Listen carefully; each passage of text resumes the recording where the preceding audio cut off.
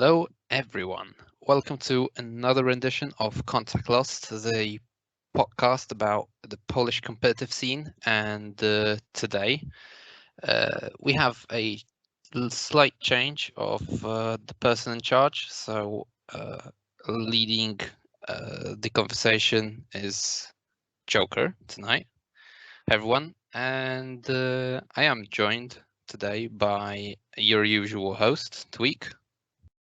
Hi guys. And our special guest, Pumba, has returned. Hello, everybody. Hey guys, glad you could join today. So today we're going to finally, because I'm sure a lot of you have been waiting in anticipation, we're going to review what army has Tweak picked up, and this is also a reason why we've invited Pumba here, because he's probably one of the best people in Poland to talk about this army as well. So for those of you that have been following us on Facebook and Instagram, I'm pretty sure this is no surprise, but I'm going to do a drum roll and let Tweak reveal the big secret. So what have you chosen? Yeah, so that was fantastic. The army I have chosen is the army that I've played for a very short while in 7th, and then due to family reasons I had to sell it out after just one tournament that I played, which was an amazing tournament, and I really loved the army. So I'm even more excited to have it back now. And I have chosen Space Wolves. So woohoo for the Vikings. I have already started collecting them, assembling them. I'll be posting some work in progress pictures on our Instagram. So yeah, Space Wolves it is. All right.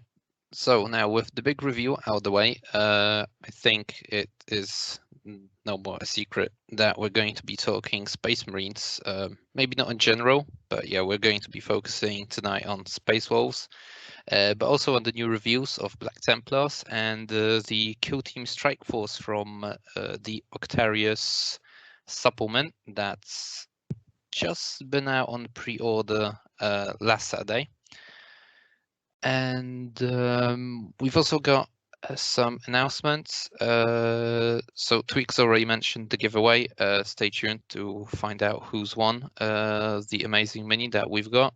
And also, we want to do an episode regarding potential burnouts in the hobby or any sorts of, I don't know, issues one might have, frustrations, feeling down. And to that end, Tweak has designed and posted a survey. So he's shared that everywhere. So if any one of you had ever felt down playing Warhammer or any part of the hobby, not necessarily playing, let us know. And you have already a very special guest lined up to talk about that, and I'm sure you won't be disappointed.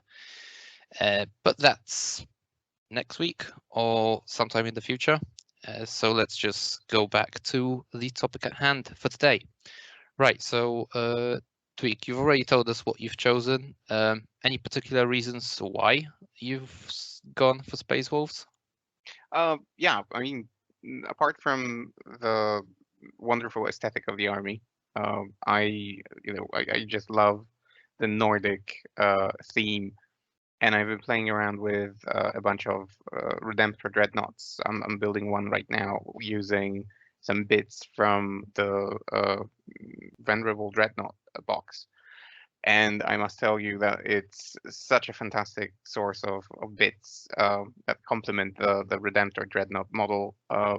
You can do pretty much anything. So I'll post a picture of that one later, because like you can give it spikes, you can give it I don't know, some glyphs, skulls. It almost looks like a corn Redemptor Dreadnought or something, but it's a Viking one, so it's wonderful. But that's the aesthetic.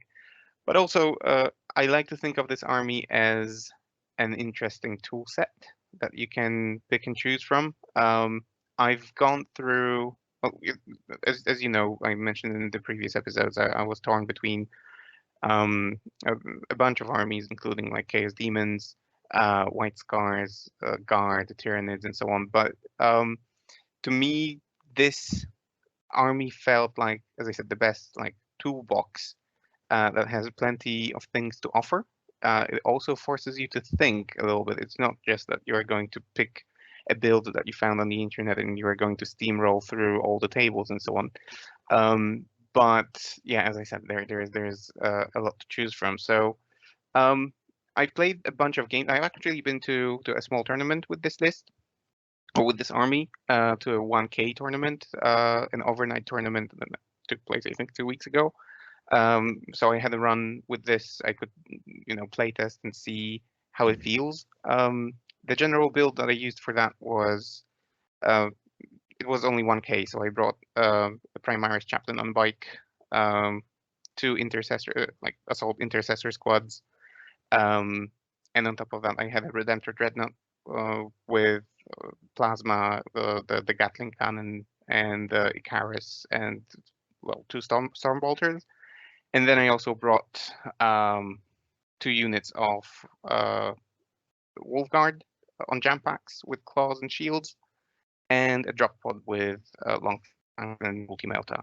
And then, we played a game yesterday where I decided to improve that list and to build it up to 2,000 points. So a 2,000 point list would also include a Chapter Master with 2 claws, also on the jam pack, with frost claws and Sword of the Imperium, I think, to make him have like 8 attacks, strength 6, and and 2 damage. And he is just an amazing beat stick. I also brought a jam pack librarian with a bunch of spells to cast during the game, like Fight Blast or turning on assault phase for 1 unit. The Chappie was also there. Then 2 Redemptor Dreadnoughts, 1 Venerable Dreadnought with an axe and a shield, and I think that was it. Yeah, I think that's pretty much it. Sorry, Wolfguard Terminators. Also just to try them out with hammers and shields. So this army, I feel this army is amazing. The stratagems are great.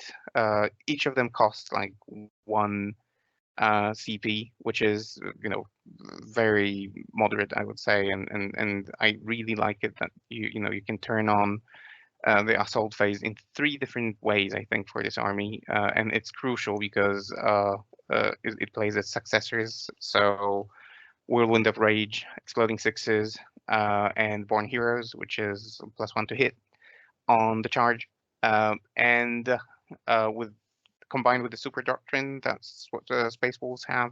You have in the assault phase, you have Exploding Sixes that give you 2 hits, which means that, as I said, you can turn the assault phase for 3 units in 3 different ways in 1 turn, because you can do that with a spell.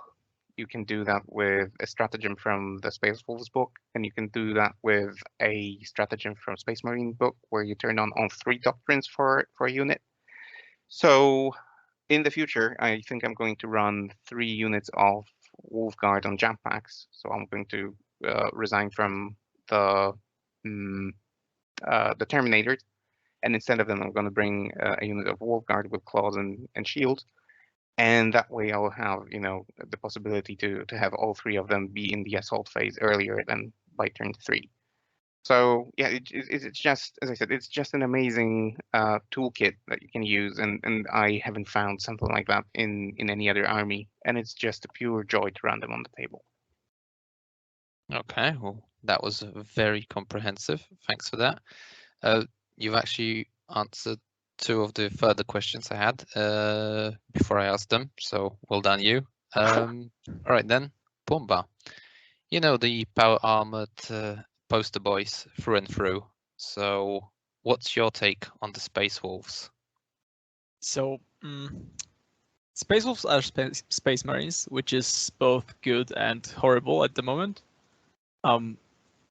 Earlier in the edition, so like the beginning, when everyone hasn't gotten their book yet, I felt Space Wolves were probably the best Marines you could take.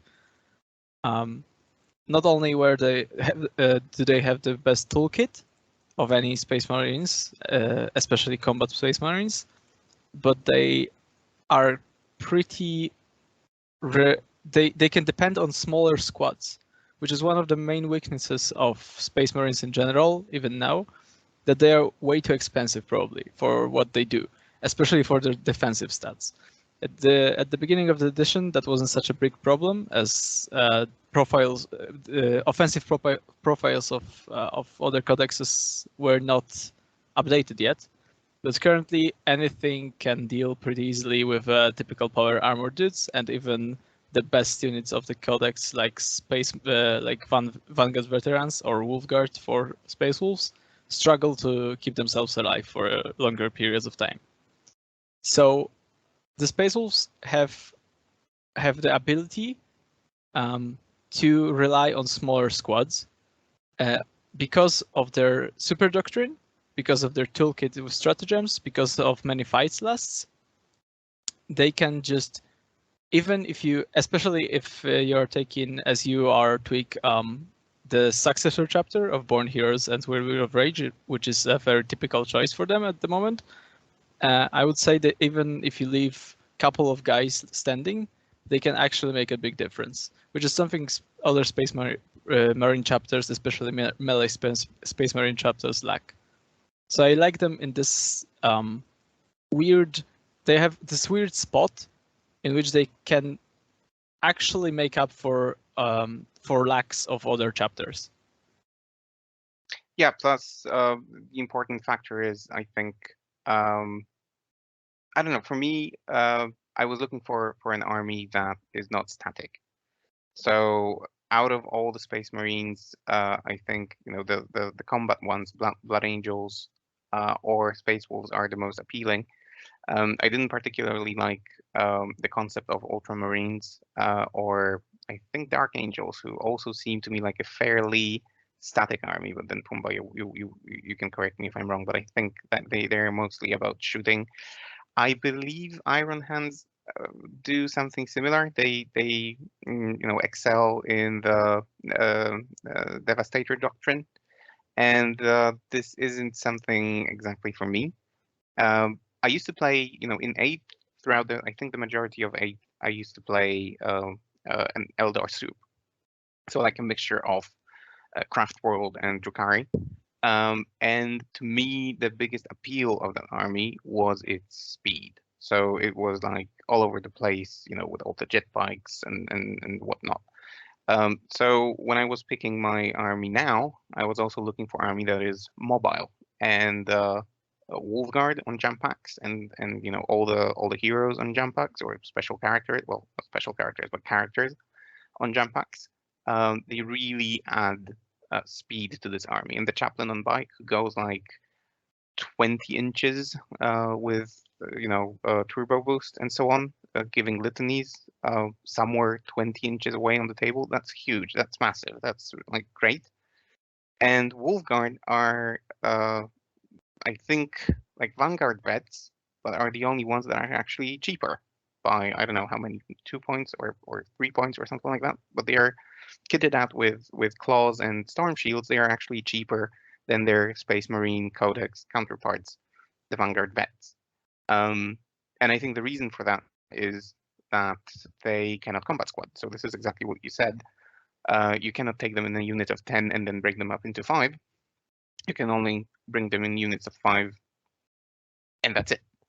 But I mean, you can take them in 10s, but you just are set into like a squad of 10, and you can never split them.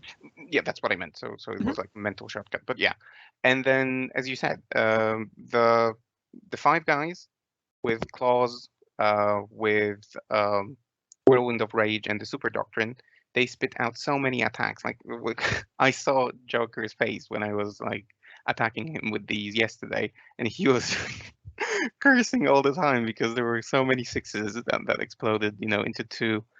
further hits. And bear in mind, those are hits, not hit rolls, which means they are automatic, and you just have to convert them into wound rolls with re-rolls, which is really nasty. So yeah, an amazing unit altogether. And if I could take more than 3, I would definitely do so. Yeah. If we're talking about fast armies like that, have you considered White Scars though? Because from all of the chapters of Space Marines, the only problem that Space Wolves have is actually their lack of advance and charge, which is currently a huge downside to have in your melee army. So I've considered White Scars, but again, those were the last 2 armies that were left on the battlefield, so to say, and I chose Space Wolves just because their aesthetics spoke to me more. But I also, looked into the abilities that the army has, and Space Wolves have this unique sort of mechanic that no other army has in their sagas. And I tried out I think it's called the Saga of the Hunter. So I think that was probably the default one. Well, not the default one, but the one that people choose the most, which basically says that if your character that has the saga charges anything, his saga becomes active, and that saga is that he allows units within 6 inches of him, so it's an aura, so units within 6 inches of him to advance and charge, which solves the problem that you have just spoken about. And then again, if you take it, for example, on a chaplain that is on a bike that goes 20 inches, that's a massive threat range. So with the jump pack infantry that you can bring, that can, just jump between ruins and so on, it seems like it solves a lot of problems. And then with all the fight lasts, as you mentioned, and all the other tools that they have, it just seems to have all the answers that I might need. Yep, I see what you mean. It definitely patches a hole. I'm just not 100% sure it does the same thing, because to actually activate this saga, as you said, you need to charge first, right? Yeah. So your character is already on the front line. If he's on the front line by himself, without the rest of the army supporting him by charging after advancing, he might be screwed. But yeah, you can play around it, and you can actually make a good use of the saga you mentioned. Yeah, so I'm not saying that this is like the best solution. It's probably situational, because there will be armies that would punish you horribly for just advancing through the battlefield, going full maverick and then trying to charge something. You might charge into something and kill it, and just stay in the middle of the field waiting until something comes and kills you. So but that's what I said at the beginning. This army also involves some thinking. It's not as I said, you're not going to steamroll through the battlefield. You have to have tactics. You need to plan. You need to choose the right missions and play to the mission as well. So yeah, I just like it because not all the things are obvious. There are some gotchas that I have to explain before the battle. There is still a plethora of rules to memorize, and I keep forgetting some of them. Joker is my witness. So yeah, it has a learning curve, which is great. And then it's really, it's not the top army. So again, if you win, the satisfaction is even bigger. Absolutely. Yep, I see what you mean.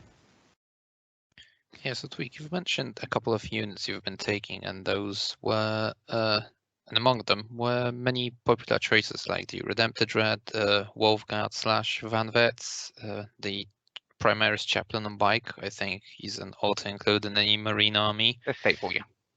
So, Pumba, what do you think of those? And is there any unit you might recommend that Tweak might be missing from the book? So the choices you've mentioned are definitely solid, because the Space Marines at this point are a 1-year-old book and constantly evolving meta. So if you want to make a list, you kind of base your ideas around something that was already probably tested, at least partially. It's hard to reinvent the wheel without new rules.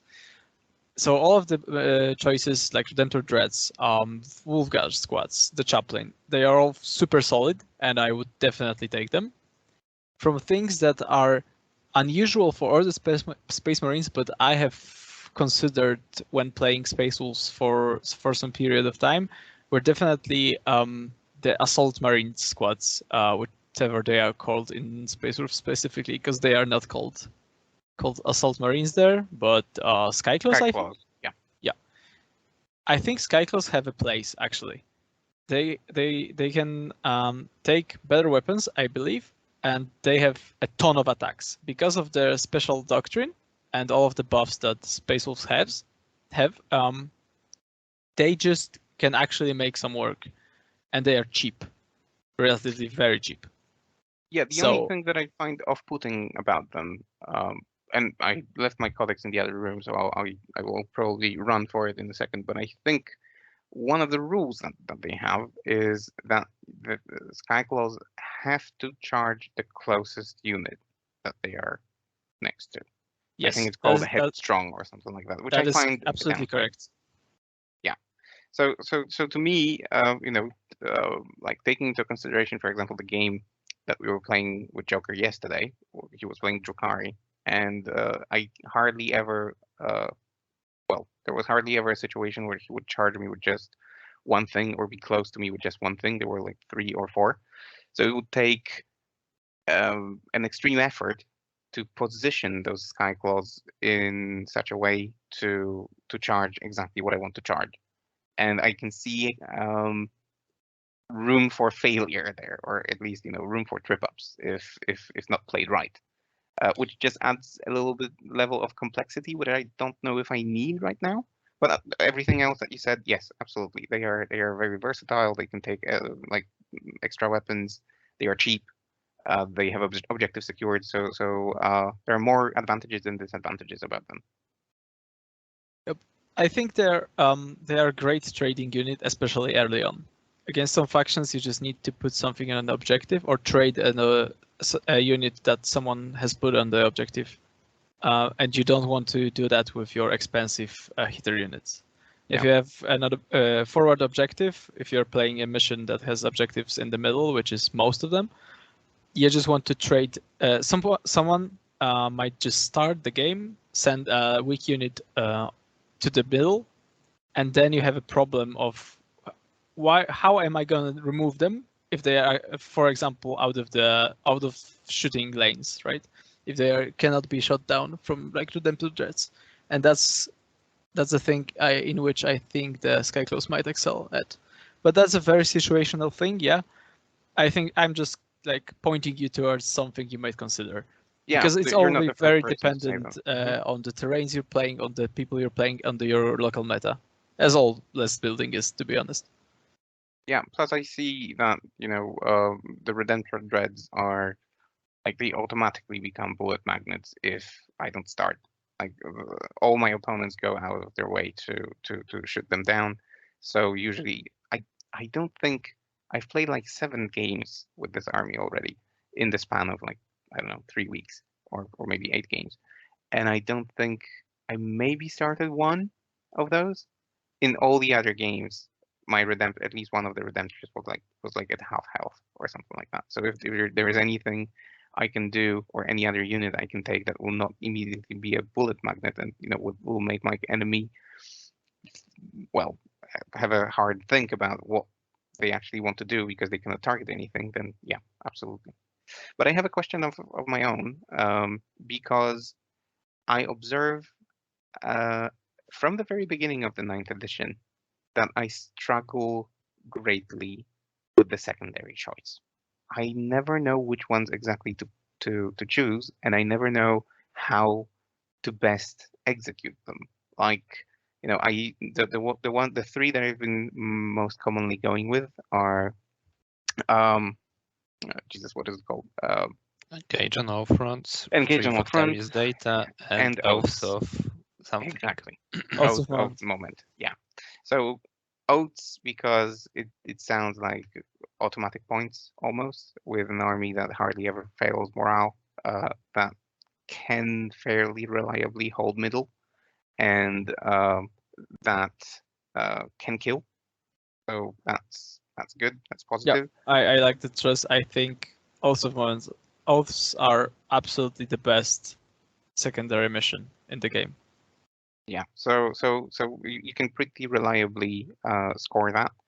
And then I take engage on all fronts and retrieve Octarius data, but I find that having 3 troop units, so 2 assault intercessor squads and 1 infiltrator squad, is often not enough. I try to outflank one of them. So the intercessor squad, they usually come from the side, so they can do Octarius data probably once, and then they die. I just don't see any other missions that I can take that would be, fairly doable. So I try with these. Oh, I have 2 cyber wolves in the list as well. So cyber wolves also, like, they run fast. They help do both outs and engage on all fronts, but they cannot do Octarius. So do you have any suggestions on what missions are best for Space Marines or Space Wolves? So I would say Space Marines cannot do Octarius data reliably at all. I have fallen into this trap before, and I would never take the secondary Space Marines with any common list. I guess there's always a possibility someone might do a list just designed around it, but I don't think it's a good choice. Also are definitely great, especially when you have Cyber Wolves, other unit that is absolutely excellent. If you ever struggle with secondaries in Space Marines, something you might consider is adding Storm Speeder Storms into your list. I think it's one of the best, if not actually the best units in the Codex of Space Marines. I'm not kidding. I think I've won plenty of games this edition, probably in tens of games, just because I had them. They have 18 inches of movement with toughness 6 and 7 wounds and 4 up save, and they cost 55 points. They are a mission. They are key to making all of your quarters every turn. They can hold the middle like no one else. If you don't start, you just fly into the middle to do your oaths and you're won.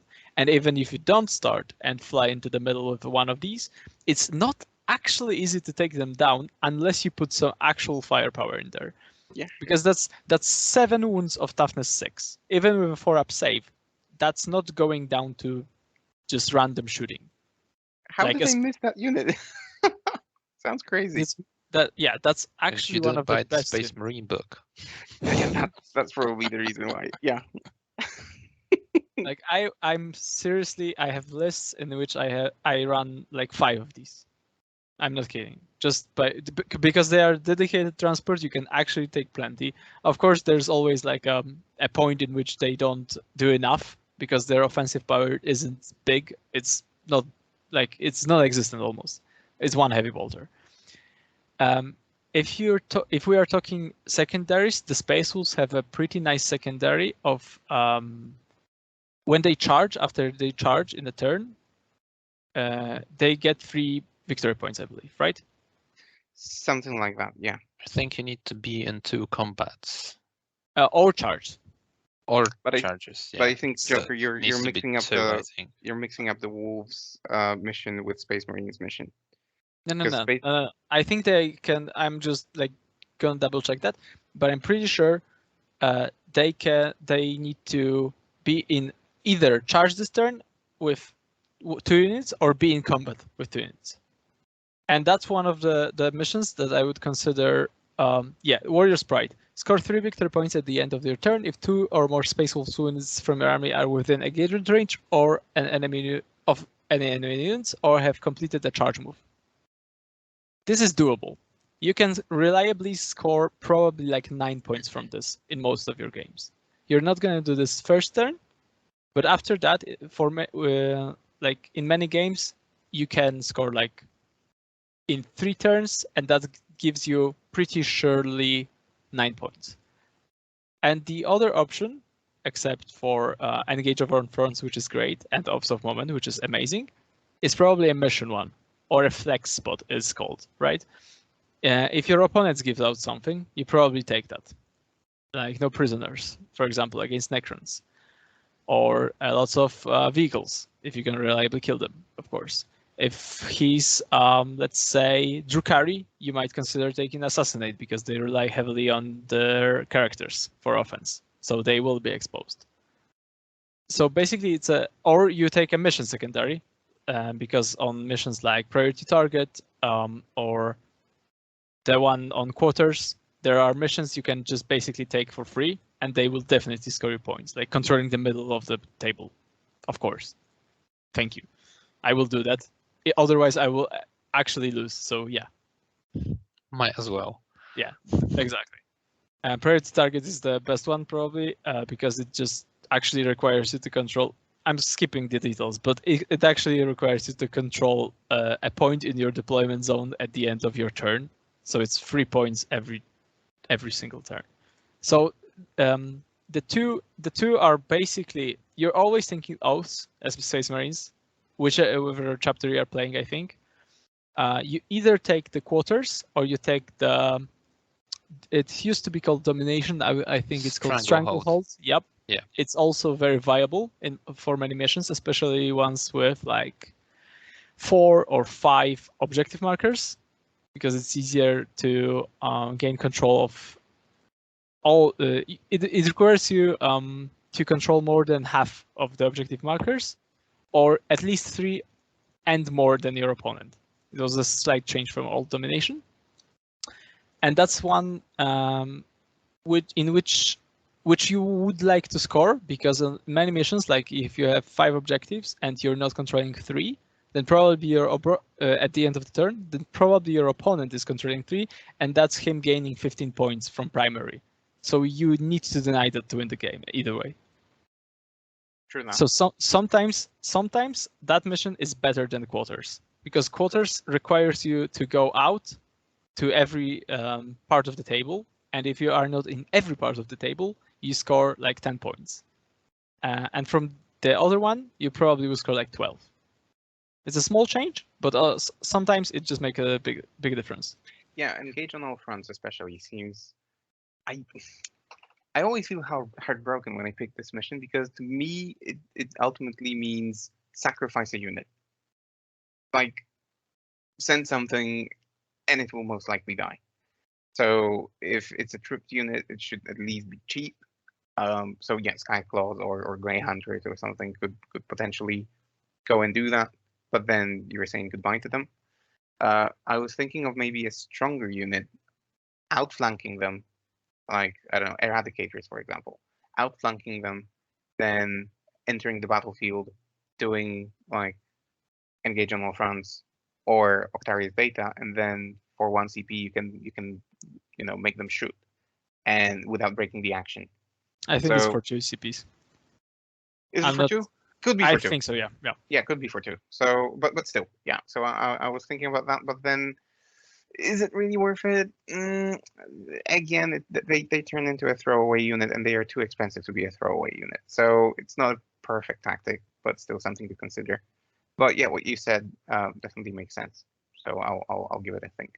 Yeah, I really like that point on Stranglehold versus Engage on all fronts, and the fact that Stranglehold actually couples well with the fact that you want to deny your opponent primary points. So yeah, that's a very nice one. And correct me if I'm wrong, but you can actually take oaths and one of the missions from the Space Wolf supplement. You absolutely can. Yes. That's some Space Marine cheating there. Good thing they're overcosted. Righto. I think. Can I have one more question? Okay. Yeah, just one. Since we have an expert here, Pumba, what's your take on bringing a librarian in a Space Marine army, a single librarian in a Space Marine army in the current meta? And a Space Wolves librarian, perhaps specifically. The powers, I can name at least 3 from the top of my head that are amazing, that are worth having. But does it make sense to sacrifice things like Abhor the Witch, for example, by bringing a single dude that can cast something? So that's a very tough question currently, because just let's not beat around the bush. Space Marines are in a tough position currently in the meta. And it all comes down to costs of the codex. Like the pure power, the toolkit of most chapters is great, but just the costs of the army aren't, which is a big problem, especially when playing against extremely cheaply costed armies like Drukhari. And because of that, one of the things that how the Space Marines list transformed during the edition is cutting down the HQs. Our HQ choices are very expensive comparatively for what they do, for their offensive and defensive stats as well. And you just need these extra points to matter a lot. And it's always a balancing act of choosing if that extra librarian with his powers, which are absolutely amazing in Space Wolves, because they are, are worth those like 100 or something points. There are two main routes you can cut down on your expenses on things that I don't believe matter currently. First is troops. I think troops in Space Marines are the worst slot, and you want to take a single squad of incursors, of infiltrators, and nothing more ever. I'm not kidding. Because they absolutely don't do anything. To hold down an objective in the back, you don't need the OPSEC, actually. So you can do that with a Fenrisian Wolf or some Servitors or anything that doesn't cost like 100 points or something. And then you cut down on HQs. And it's the balancing act of what exactly, how much points do you exactly need? I think he is one of the things I would consider cutting from the list if you find that your trading is not good enough, especially in Space Wolves and in kind of list that I think you're running, in which you rely on small squads. Because if you do, and with your specific chapter tactic, you actually don't need the support so badly for the squads. They are meant to be self-reliant, very much so.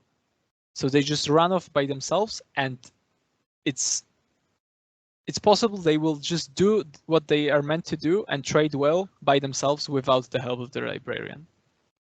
Okay, that's fair. Although, I mean, I completely agree with what you've said. You need to make every point count. So even when you bring characters, like I myself brought 3 to yesterday's game, I made sure that all the characters are, you know, like armed to I don't know, to the teeth with everything they could bring. So the Chaffee had like an extra weapon. I can't remember the name now, but it's from the Space Marines book for Chaplain specifically that makes him damage. Benediction of Fury. Benediction of Fury. Yes, thank you. The Librarian was the one wearing the armor of Russ to have this fight last, and then the Chapter Master had the Frost Claws to just hit harder, basically. They all had warlord traits. The Chapter Master had 2 because he had Hunter and he had I think it was Rights of War, or maybe the Librarian had Rights of War, and the Chapter Master had Imperium Sword again to hit harder. So I was happy with that choice, but yeah, Joker rightfully pointed out that I had a Librarian who had Armor of Russ and a spell to make something fight last, which might not be a healthy thing, because if he dies, I lose two important like tools with one character. So I might reconsider how I place Armor of Russ. But then, yeah, I guess the question is, are Grey Knights, are Thousand Suns prevalent enough to stop me from bringing a Librarian at all? I think Abhor the Witch isn't a factor so much. I don't believe like taking a Librarian or not taking him should come down to Abhor the Witch. I think it's a very specific thing. You might regret bringing him if you come against Grey Knights or Thousand Suns, but I don't think it. If you are planning on making an all-commerce list, unless your like local meta is just filled to the brim with those armies, I don't think it should matter at all. Hmm. Yeah, that's also a factor that made me choose that army. Is first of all, yeah, as I said, I really like it. Second of all, the players who play this army, like abroad, and I have to give a shout out to a person who inspired me. So, Jaime Paris, for example, I read his lists and I heard an interview with him, and he just sounds so confident with this list and what it can do that I wish I was in that place already. Yeah, the local meta. So I think that the biggest thing that I need to focus on is the local meta that we have in Tree City. Of course, I'm going to travel. I'm going to go to some tournaments, but this is not going to be my bread and butter. This is going to happen on an off day. And in our local meta, I think any player that knows his army well and knows how to play the mission well can win a tournament. So the army is a secondary thing, and you just have to play with something that you like. So yeah, Space Wolves it is. Right.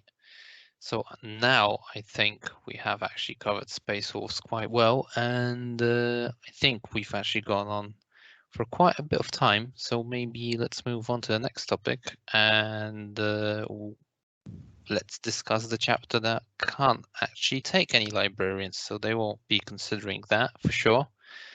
And that's obviously the Black Templars. So I don't know, maybe we should just scroll through the supplement and discuss any standouts. So I don't know, let's start with the Black Templars Super Doctrine, which is a bit unusual to the other chapters or supplements, in the fact that you actually get 4, of which you pick one at the beginning of the game. So you don't have to put in your roster, which is convenient. However, are they any good, Pumba? Your thoughts? I honestly don't know. I've thought about this so hard, like for this like for last week, and I think the only one that's worth considering is Uphold the Honor of the Emperor. So the one everyone's talking about. So the one that gives you a 5+ Envon across your whole army with a small transhuman, so you're ignoring wound rolls of 1 and 2. And it prevents you from gaining benefits of cover. Because the problem with them, if someone doesn't know, is that they all have a drawback.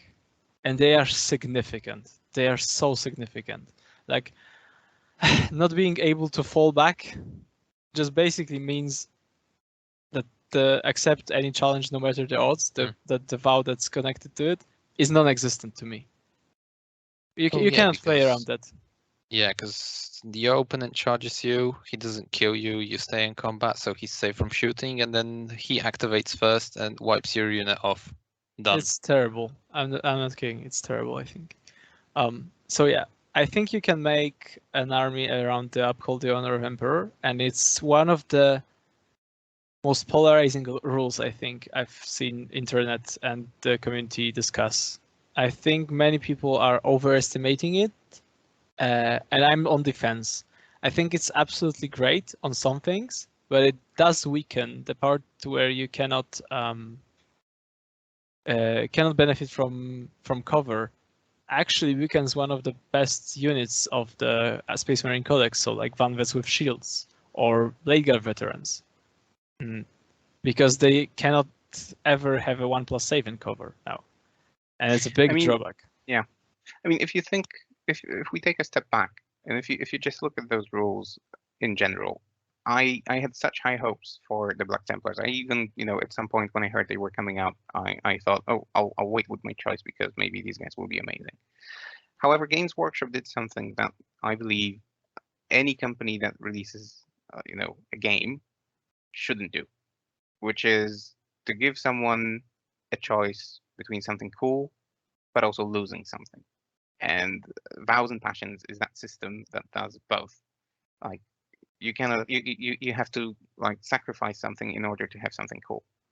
Now, what you've spoken about, so uphold the honor of the emperor, it is cool. The vow is cool, but if you think about it in detail, the 5+ invulnerable save, you need to think what really benefits from that, because like if you think about, I don't know, the like infantry units in Space Marines army, any ones that you would use, those would probably be, as you said, van vets with storm shields, who already have a 4+ invulnerable. That would be blade guard vets that already have invulnerable, and anything else. I guess some infantry units, but yeah. So I think invulnerable save is pretty standard already, and it's better than a 5+. So that 5+ will only go to vehicles. And then if you are bringing a lot of vehicles, is that 5+ enough for them? I don't know. I'm not sure yet, but I do think it makes some Space Marine vehicle very viable. And I think this is one of the worst design choices. Like this being the absolutely the best option for choosing your vow, because it might turn Black Templars into a shooting army. Because my first lists just look like Ultramarine lists or Iron Hands lists of old. And like 3 dreadnoughts, like actually gladiators, because now you can make them in one. So it makes sense to take some. And it opens choices for things that never played in this edition, like were never considered for any list. But at the same time, it transitions the army into a whole different direction, which I don't think it was meant to, or at least I don't believe it should. Because problem, yeah, go on. Just like with orcs. Yeah, basically, yeah. That's a very good comparison. I think it might just make Black Templars, if you focus around this, and you might be forced to if you want to play the army, is just make a vehicle spam list with like a good solid melee support, but as a support or like a counter to enemies combat, not as a melee army itself. But the problem with that, I think, is that the codex or the supplement doesn't really support that, let's say, build with stratagems, because the stratagems seem still to be more oriented around combat than shooting.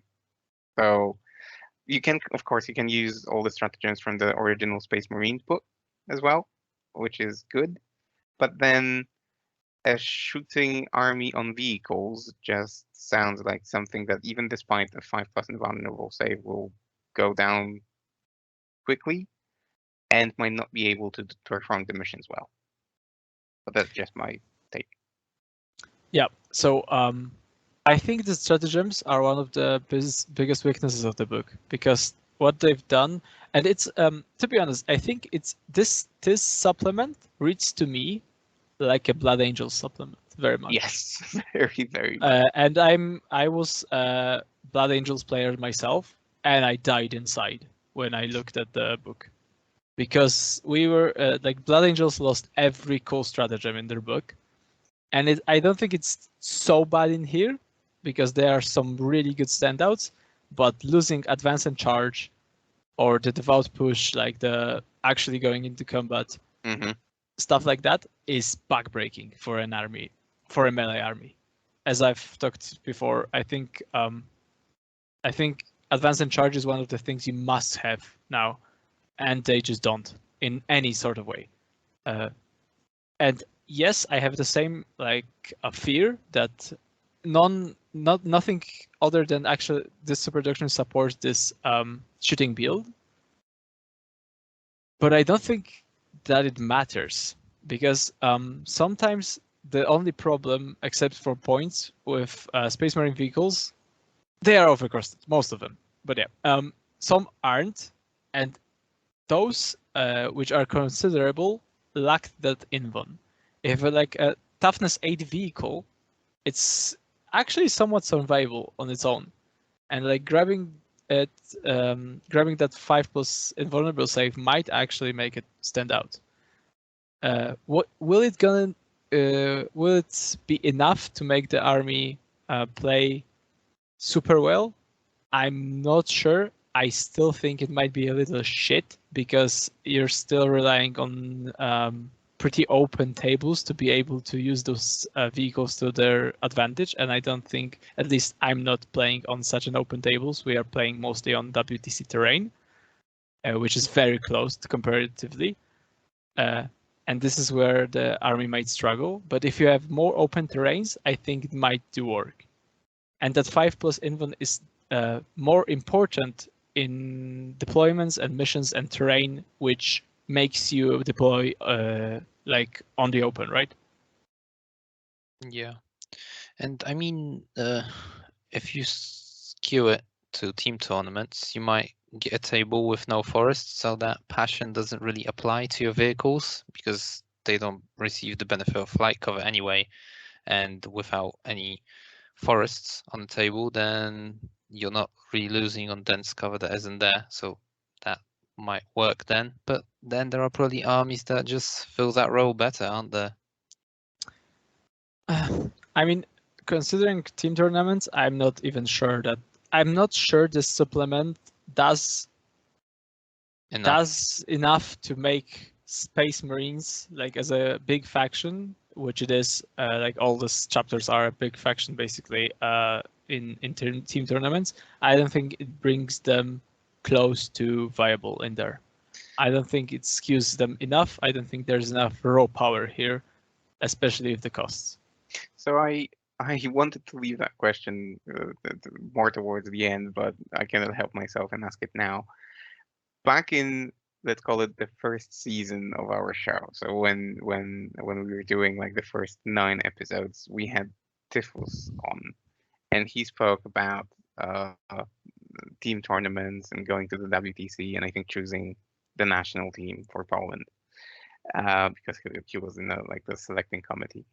And back then, which is like a year ago, he said something that I considered very controversial because he said that at the top of like Space Marine meta, he said, I believe that in a year from now, Space Marines aren't going to even make the top 8. So they are not even going to be viable to take to a team tournament. Fast forward 1 year, we have a bunch of supplements out. Would you agree with what Typhus has foreshadowed, so to say? Yes, because I've said so myself. Basically, after I saw 2 of my most favorite armies, so Deathwatch and Blood Angels, get absolutely decimated with their supplements, which I still consider absolutely terrible. I'm gonna stand by that. When I played my Blood Angels for a year ago and actually did well with them, I already told everyone in 3 or 4 months' time they will be shredded because the Space Marines are the only faction that were nerfed in 9th edition because of their power level in 8th, at the end of the 8th, and especially earlier with their second 8th edition codex, which is an absolute shitfest and a mess by itself. With the supplements added, everyone was so fed up with Space Marines that they actually got nerfed. So the core keyword was added to the whole edition, but the Space Marines were nerfed in the most way by that because they relied so heavily on those rerolls and stuff. They got the biggest point increases, and their supplements very much lost in power comparatively. If you compare the White Scars or Raven Guard supplements to like even the Space Wolves, which are pretty good, and the Blood Angels, you can just clearly see the difference in design and what was considered appropriate. Like you have the Saga in Space Wolves Codex. That's a good actual comparison. You have a Saga in Space Wolves Codex, which gives you advance and charge, but only after charging himself. Like the aura is then distributed. Raven Guard has the same warlord trait. he just hefts that aura all the time, like that. No, like additional things he must do. It's a very good comparison, and the armies are similar too. So yeah, I'm not very surprised Space Marines fell off so badly, because they just gained super. They lost so much on the release of 9th edition and with their codex. They were good for a time, but then you see like new codexes get point drops instead of ups, and the disparity just widens so much. Well, it was similar in 8th in a way, because they were just the first codex, right? So by the time like half the other factions got their book, the Space Marine one was obsolete, and then they luckily got a revision, and yeah, that was absurd. Like you've mentioned, yeah, we'll see if that happens again. But Pumba, you've already dabbled on stratagems, and that's actually the next section in the book. So let's go there. Any standouts? Giving one of your units OPSEC in the command phase. I think this is ridiculously good. And this is exactly the type of stuff Space Marines need to compete now. Because as I've said, you don't want to take troops. And this is something that supplements the army super well. In any army, this will be very strong, but in Space Marines, this is a godsend. I think this is my favorite one. And the Devat push is still pretty good for any tricks. There are some standouts, I mean, some good ones. But there isn't just like something that just jumps out at you and screams, this is going to like make the army work super well. So when we started speaking about Black Templars, you've mentioned that Devout push is worse than it was. So we got a rework. What was it like before the change? So before the change in their index, and it was obviously going to be changed. So like no one is surprised that changed, because the actual stratagem was junky as hell. It just made a unit pile in the beginning of the fight phase. Not make a move, not like fight. It just made them pile in with all the rules attached to piling in. It basically meant you could place a unit 3 inches from your opponent, and then at the beginning of your fight phase, pile them into the combat, completely bypassing the charge phase, like charging in, which was both good and very bad. But it was such a tool, like to make your. There were so many tricks attached. You could do so much with that. What you could actually do, which was one of the most abusive things, I think, was bring an impulsor, full of Blade Guard veterans, from which you can disembark after moving, but you cannot charge. Well, now you can just pile into the combat. So you could make a vehicle move, disembark after moving, and just basically charge, which was worse. You didn't get your shock assault in. You weren't fighting as fight first as you do when charging, but it was still an absolutely incredible tool to use. And I think if you brought a chaplain with you, you could turn that 3 inches into 6 inches. Correct. Absolutely. Which is insane. Back then, everyone had Overwatch automatically, and I wish I was playing that, and I just see myself laughing in the face of Tau players using that. Yeah, that's but so much fun. It's a thing of the past now. Yeah. So now the stratagem is very solid. It works similarly, but this isn't a pile-in now. They just make a normal move if they are not within engagement range of enemy, up to 3 inches.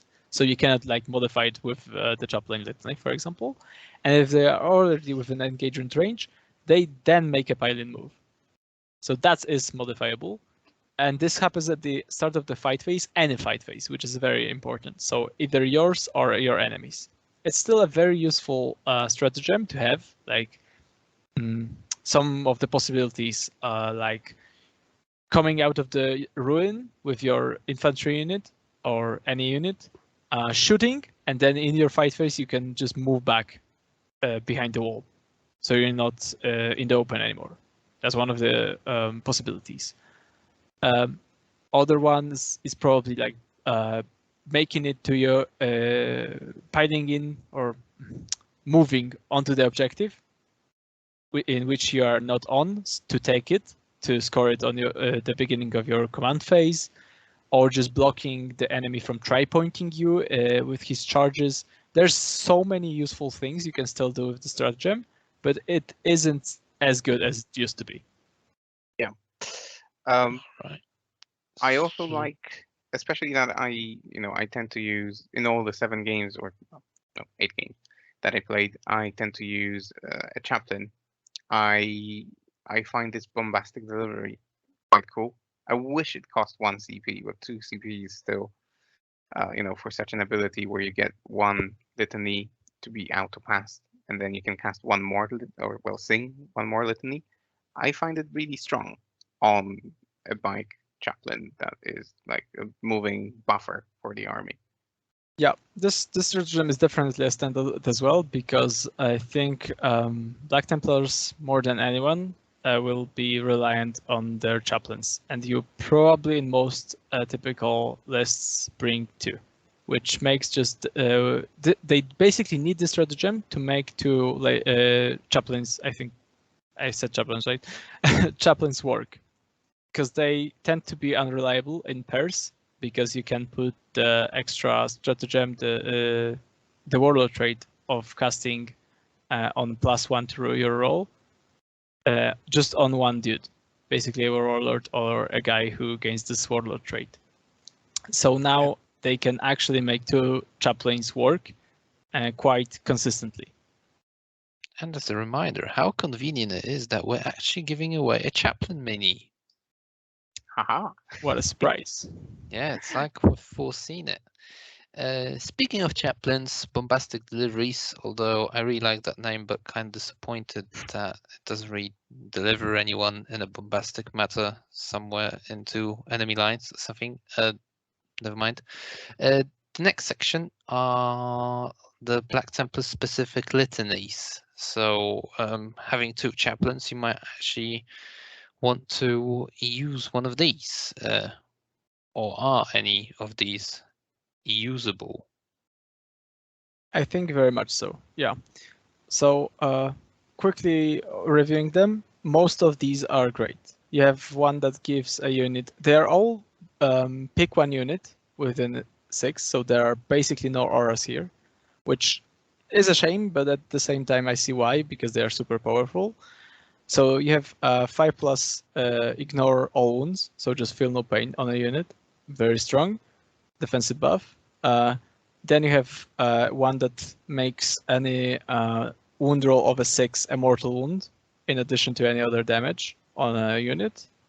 To a maximum of 6, but still very strong, especially on a units of maybe Vanvets with claws, because they roll wound rolls natively from the claws, so they are a perfect target for that.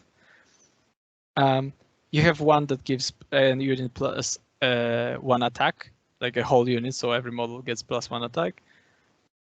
Basically, they're all good. You might consider, because there are so many choices here that are solid, is what I said previously, that you might consider taking 2 chaplains. It's not a 100% thing, I think, but it's compared to other chapters, I think here is something that you might do. Yeah, It's absolutely justifiable. And again, you can make them incredible beat sticks that are above anything else. They are just quick. You can take them on bikes. You can take them on jam packs. They will always deliver. Oath of Glory, combined with Benediction of Fury, and so on. It just sounds so painful. Yeah, that's definitely something I would consider.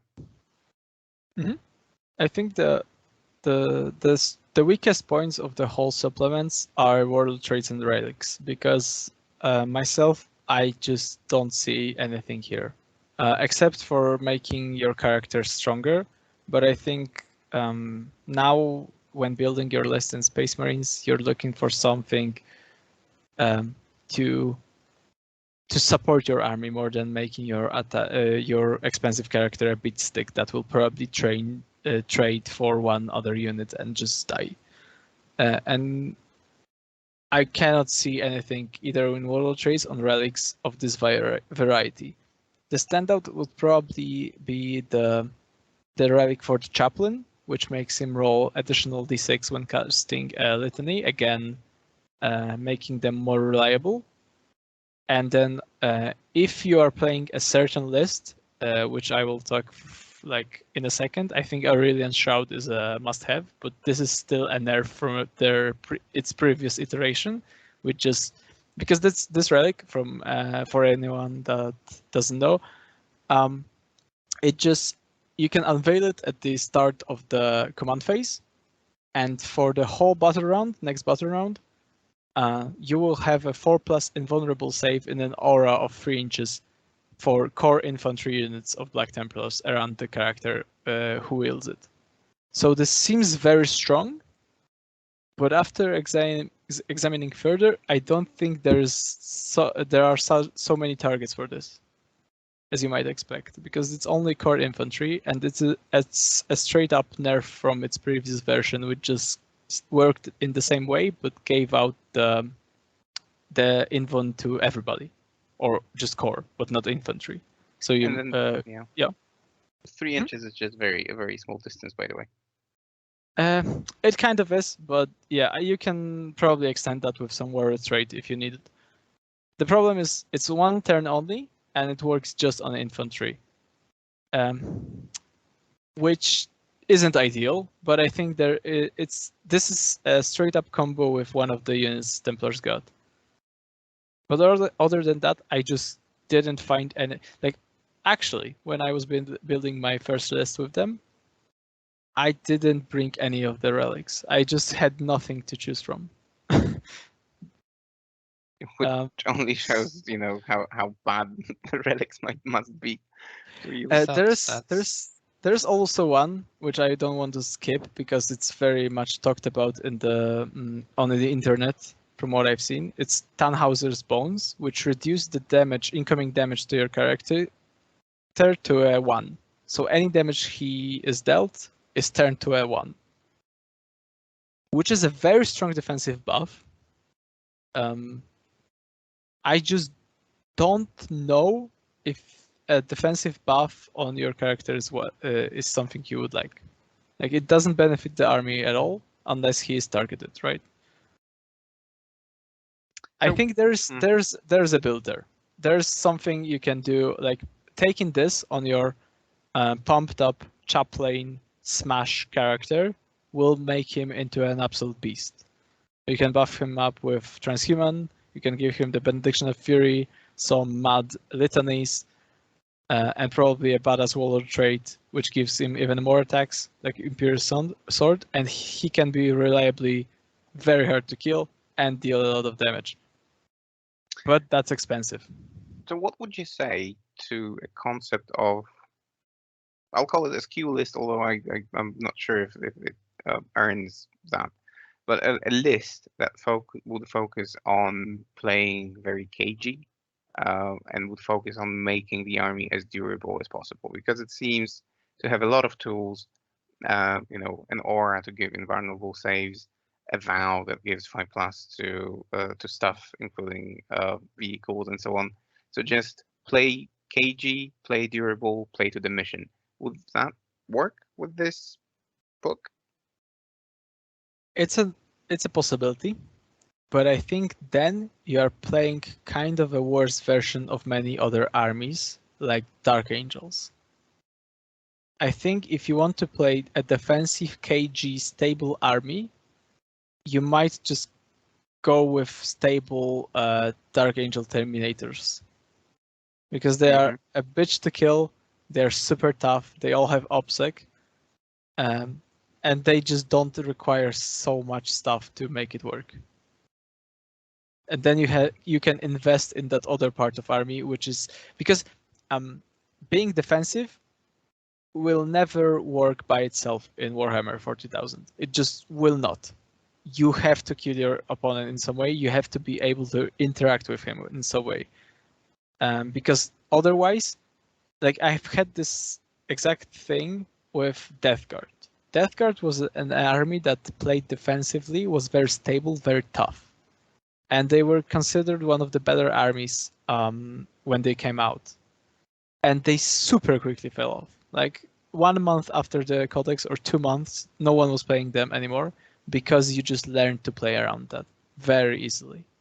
And this, if you go into super defensive build, I would never play that now because I know how it ends. I've played my fair share of Dark Angel, like Terminator blobs, and I just don't find these kinds of builds survive. If they become good enough, they will fall off super hard, is what I mean. And another question is that an enjoyable playstyle? Because playing KG, hiding most of the time, you know, being survivable, but not having the like teeth to actually hurt your opponent, it doesn't, you know, it isn't for everyone. Yep. Right, yeah, like you said, it isn't for everyone, but I mean, some people might enjoy it. Definitely not me. I just go in hoping to come out the other way. Glass cannon all day long. Anyway, so we've talked about warlord traits and relics. So the next part is Relicbearers, which sounds unique, but it's pretty much a recurring theme in 9th edition books. So it's unit upgrades at the cost of points. And I think these look not so bad, at least some of them. So, Pumba, again, your opinions on those? They look good, like the Crux Obsidian, which the problem with them is that only one model in the unit gains them, which is very important to know. So basically, if you take a defensive relic on a unit, only one of the models has it, and when he dies, it's gone forever, which is a big minus. So if you take a defensive buff like ignoring -1 and 2 AP, or the one that reduces the damage coming in by 1 always, I think they have their super interesting uses. Like I see the relic that reduces the incoming damage by 1, and I see it on like a Grav unit, which has they have a stratagem in just core Space Marine books that makes any they can improve their save by 1 if they are targeted with a damage characteristic of 1. So that just makes it super nasty. They can make it can make them super defensive. Mhm. The biggest problem is something I've already said so many times. Space Marines are starved for points in their lists, and that is just more points to put sometimes into a single unit. Single model even, as you've said. Yeah, exactly. So they need to be tested, is what I'm saying. I think there are some things here that might make your units super good, but you need the point investments, and I just don't know if you have this. Like this possibility and this luxury of spending your points here. Right. I mean, the icon of Heinemann feels okay-ish on a Blade Guard vet. Yep, absolutely. I think most of these, like the Holy Orb or the Seal. Also, yeah. The Zigguns Yeah, I seal, wanted to say about the seal. like the seal seems incredible. It just makes one of the units absolutely a murder. Like if they get their targets to their target with the Zigguns seal, they will delete that unit. Like a unit of Vanguards or Blade Guard veterans or anything else, if they make it into combat with the units they have chosen for the Zigguns seal, they will delete that. Yeah, they're absolutely a standalone unit if they bring that with them, which is what we were talking about with Space Wolves as well. So in here, absolutely. And the incredible part is that you get to choose. Did I read that correctly? That you get to choose that at the beginning of the battle round, or is it only the first battle round? The start of the first battle round. Oh, okay. Then no. Then I thought it was better. because the first battle round, you just choose one enemy unit. If you kill it, the seal has no use then. Exactly. That's if he could do that every turn, that would be an auto pick for me. The problem is like you would love to put that on an expensive big unit to make the best of it, like 10 Vanguard veterans, which now if you take them with shields is you're talking 300 points in the squad. Then you put the seal on them and it's an all 20, so they are 320 points. That's a big chunk of your army. And we are coming to the point in the meta, like I'm talking cutting edge bullshit meta, in which many games turn into a roll-off.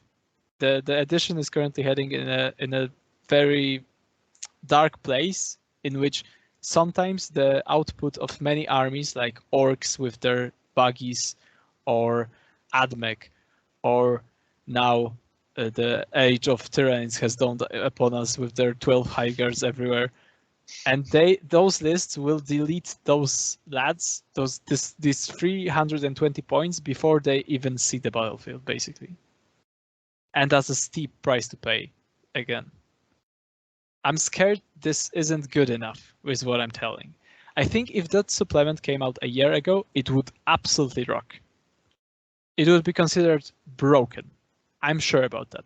But I don't know if we are at the place in which this is good enough now for Space Marines. Yeah, I guess we'll have to see and check for ourselves. I know that there are plenty of diehard Black Templar fans, so we just need to wait and see how they fare in tournaments. I think they're interesting. I like the fact that I think they need to be tested. They aren't straight up bad. They definitely aren't straight up broken. Although many people say they are because of the vow, and one thing we will discuss in a bit. And I think they need to be tested. It's very hard to tell. They don't seem like anything else. They don't compare to any other Space Marine faction or chapter, which is, I think, good. But like we were talking, I don't know if they are even a melee chapter anymore, which is weird to say about Black Templars. Come on. Yeah, that's true. But if there's some uniqueness, then I guess that's good. Probably not that easy to find among all of the colors of power armor that you can take. So what about the secondaries? They only got 3, surprisingly, because I think you usually get 4. Any of these worth picking, or are they all just a bit too situational? They are all absolute garbage, in my opinion. Like I don't want to even spend time on these. I don't believe you will ever choose any one of these, which is a problem for Space Marines a bit. But many Space Marines factions have this problem. They already have oaths, so we are good enough. Yeah, you don't need anything else, do you? At that point. Probably yes, but none of these seem any good. Like any good. Yeah, they seem uninspired, to say the least. Like the battlefield supremacy one, where you need to you score 4 points if you took away an objective marker from your opponent. Okay, I understand that. That's fine. That's something that other armies have as well. But a chaplain needs to be on that objective right now. That's like just adding an extra condition to something that was already there. Come on, G-Dubs, you can come up with something better. This is literally shock tactics from Space Marines. Yeah. Which you probably never took even because it's very hard to do and very situational as well. And that with a caveat. Yes, exactly. So But no, thank you. Thematic. It's thematic. Again, we're back to uniqueness, and with yet another supplement for Space Marines, that's just hard to find nowadays. I actually like the one carry out your vows, but I like it because it has the dependency on which vow you took, which is nice, although I haven't really read what you need to do. And the primary condition is actually quite hard to achieve, so you're probably not considering that anyway. But it's a nice mechanic, I guess. I guess I just like I cannot bother with these. I think we've seen so many secondaries, and that's one of the drawbacks and fall downs of 9th edition. I think the secondaries are a great mechanic that is kind of wasted because you only see a couple of choices from all of your things.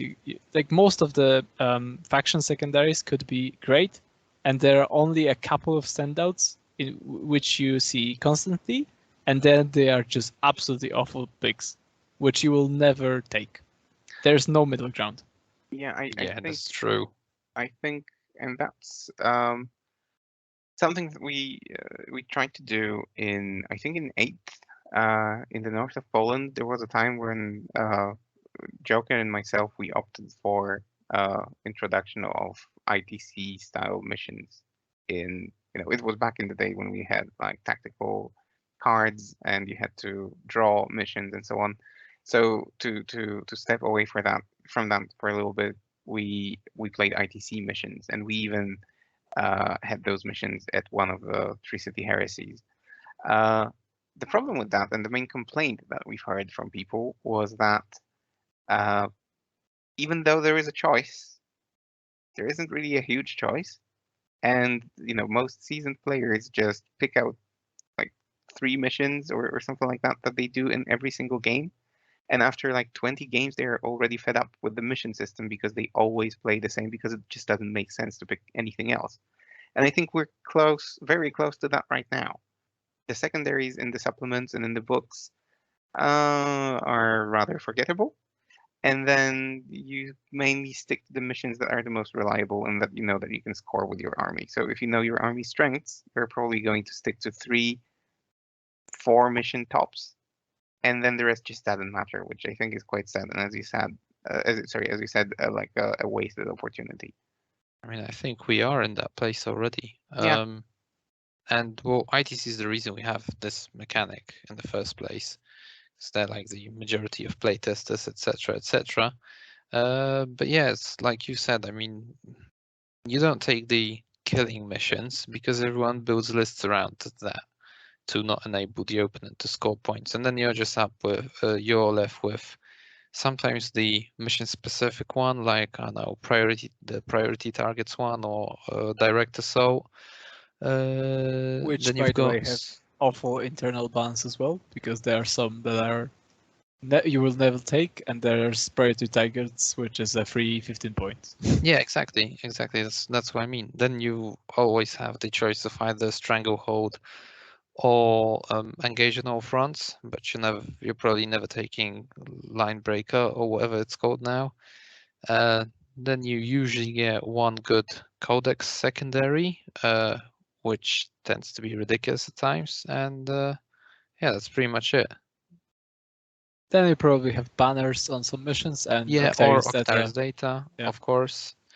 And well, yeah, that's pretty much it. I think. I mean, you might want to take Warp Ritual sometimes if you've got the army to do it, but still, it's not a never-ending list, is it?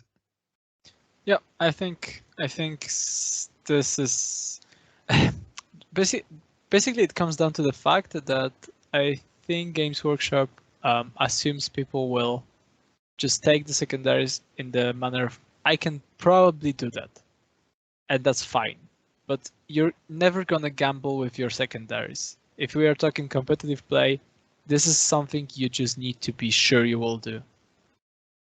You need to do this to win, right? It's not like a risky play right here, or something situational, or I count on my dice on this special roll. This is something that needs to happen in the game every time you play. So you're just taking the most reliable stuff. You're never gonna risk anything with your secondaries. And most of these, basically, if anything has a small chance of fucking up, or a small possibility that the requirement is not going to be met, it just flies out of the window. And it just needs to give lots of points reliably. at that.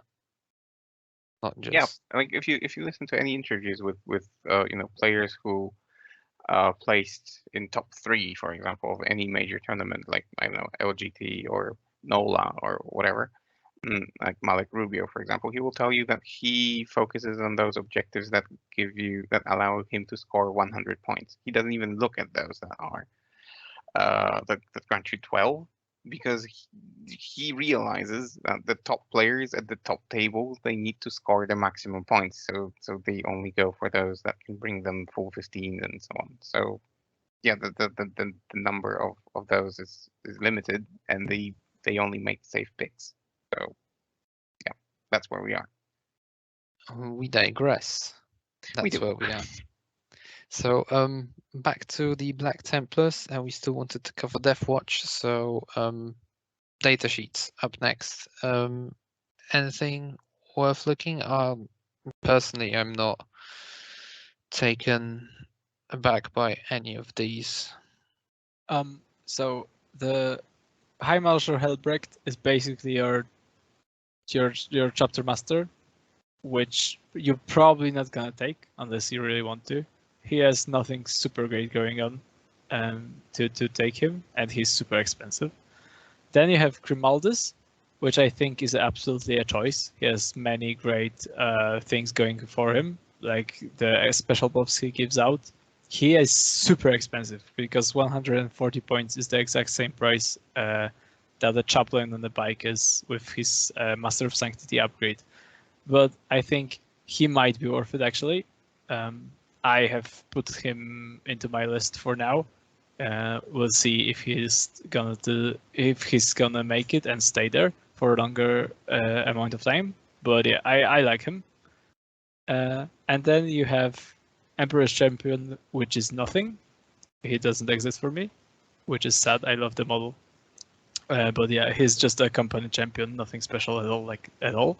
And you have the Spice, which is Crusaders and Primaris Crusader squads, which are one of the most disputed, debated, and highly controversial things currently on the Space Marine internet thingies and forums, because some people say the 20-man strong units of Space Marines are gonna absolutely demolish the meta, and some say they aren't good at all. And for the longest time, I thought they are not good at all. And slowly I'm building towards taking some and just trying them in practice to see. Because they are something completely new in terms of their size, the support that they can have from the codex, like the relic, the Orion Shroud, as we discussed, the special relics that you can put in a unit, the great litanies, like a 5+ Film Pain, right? So they have probably a great defensive force. I'm very skeptical about their offensive stuff, and capabilities, and the damage they can put out. But I think there might be something there.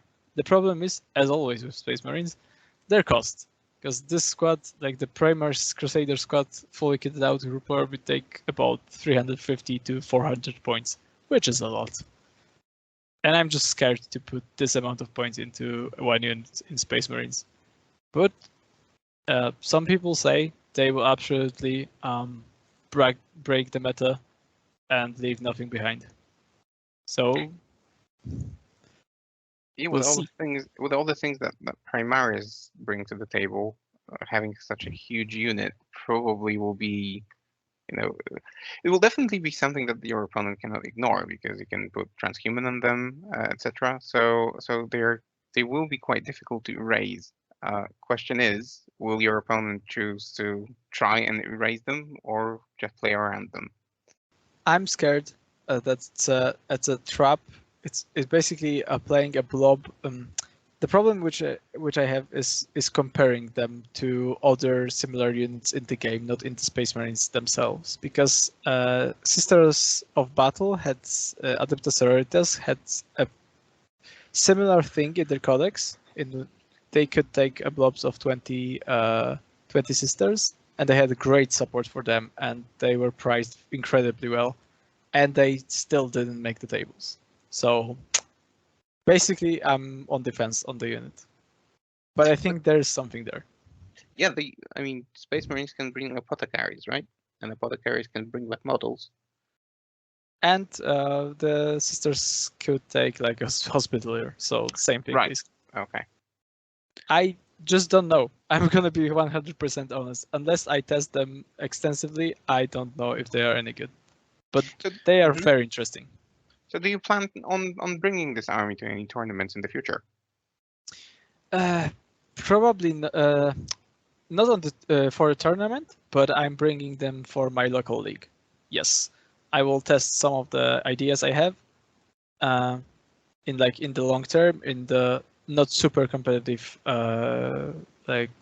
setting environment. Yeah, but I have a build which includes like Grimaldus, some of course Redemptor Dreadnoughts, because I'm gonna be abusing the 5+ Invon. I have some spies in 2 Storm Speeders with scouts in them. Scouts are never seen in Space Marines at all, but here you have a stratagem that actually makes them OPSEC, right?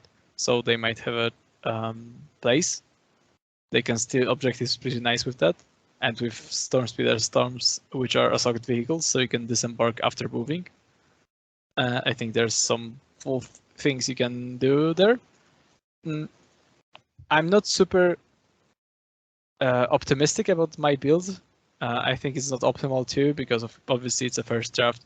But yeah, I'm gonna test some things out. I'm scared of the terrain, basically. I think on WTC terrains and tables, you will struggle with finding line of sight on vehicles, but we'll see. Let us know how that goes when you get a chance, and then maybe we can revisit Black Templars. So I think we've covered all of that. So that just leaves the even more new supplement. Should we call it a supplement? But the Army of Renown for Deathwatch, and you've mentioned Deathwatch is one of your actual favorite Space Marine chapters, so I'm sure you can tell us all about that one. So what does it do? I mean, it's an Army of Renown, so it obviously has its restrictions and some benefits, and as far as I know, you can't take one of the most standout units in Deathwatch, which again is the Redemptor Dreadnought, or even 3 of them, and they could all benefit from an involved save. But in that kill team, you're actually limited to taking only transport vehicles, if any vehicles. That's an incredibly harsh restriction to force upon an army, to be honest. Like, not especially for an army that bases current builds are based around vehicles and abusing the 5+. By the way, Deathwatch are similar in Black Templars in this, that they base their defensive capabilities of the vehicles around 5+ Invon, which they gain from a relic. So that's a similar thing with them. But that build is basically out of the window if you're taking this this army over now. So the army gives you a very strong rule on paper. It basically makes you be able to switch your chapter tactic for your army every single turn, which is very strong. Like, you can actually build a list that abuses this super hard. And the other, you get some minor, some extra stratagems, 3 of which I think are kind of meh, but there's one that just blows my mind still. It costs 3 CPs, but either in your shooting and fight phase, if you are fighting a battlefield role which you've used, for which you have the specialism on. No, yeah, basically you have to have a specialism for the certain battlefield role. All your hit rolls are wound rolls automatically. That's cute. That is neat. This is just ridiculous, to be honest. It costs 3 CP. It's super expensive. It has the restriction of like the making sure you're targeting the correct battlefield roll. But if you do, oh my god, that seems so powerful. Yeah, I mean, you just delete a unit, don't you? Pretty much. It kind of seems to, yeah. You just point a unit and it dies, which is a tool that many armies would like to have. The problem with the Army of the Round I see is that I don't believe currently you can play with this type of army that it suggests you do. Like it basically forces you to do, which is huge blobs of just Space Marine bodies on the table by themselves. And that's it. Yeah, you can take Rhinos and Corvus Blackstars and stuff like that, but you're basically playing a Space Marine Horde, which is so expensive. Like I tried to make a list for a quick second, and when you're trying to make a kill team that has everything you want to, and then you count the points and it comes to like 450 points. And you're just like, wow, that's gonna be a problem. I don't like that price point. I think we have there might be something wrong with this list, yeah. Okay. And what you do at this point, right? It's a bit disappointing. Are Deathwatch veterans still more expensive than regular Space Marines, despite, I know, not really differing that much, other than having, I know, more war gear options? Is that still a thing? I believe it is, yes. Yes, they are. They are basically priced the same as Intercessor. They are 20 points for each. All they get for that is compared to a normal tactical marine is 1 attack, 1 leadership, and they have a special bolt gun built in with special issue ammunition. By the way, rest in peace, special issue ammunition. We miss you greatly. I'm pronouncing it really quickly. Yeah, like holy shit. I will never recover from mutilating all of my marines by removing their storm bolters. That was many storm bolters. I still have them. I hope they will come back, but not with this army of renown from what I gather. Yeah. I would love to play that list. If I was more of a chilled down, laid back, casual player, I think I would actually play this all day long. I don't think you can play this type of Space Marine Horde with Space Marine bodies that die relatively easily now to many things, and just base your whole build around that. But I would love to. I hope I'm wrong here, by the way. It seems cool, right? There are some tricks, and then just these squads in Corvus Black Stars looks pretty amazing. But yeah, is it going to win anything significant? Probably not, from what you're saying. I hope I'm wrong. That's what I'm gonna say. I hope I'm super wrong. I hope this is absolutely overpowered, over the top bullshit, and I'm just blind. But yeah, I see this 450 point squad dying from 10 Hellions or 2 Dark Elder characters, or just couple of planes and last cannon chickens, and I will be just sad sitting there. Well, who else can prove you wrong other than yourself? There's so much to test right now, and there's so many new builds coming out and new armies. I've gotten myself head deep into Thousand Suns recently, so I have so much to test that I don't know if I will get around to playing that that archetype of Deathwatch. Right. I think that's it then. I think we've covered the topics for the day. So, Tweak, what are we doing with that giveaway? Uh, We're we need a announcing it draw. on Facebook I and think Instagram. yes, I think we will do it like that because I still need to concoct a list of all the people who subscribed to the channel and so on.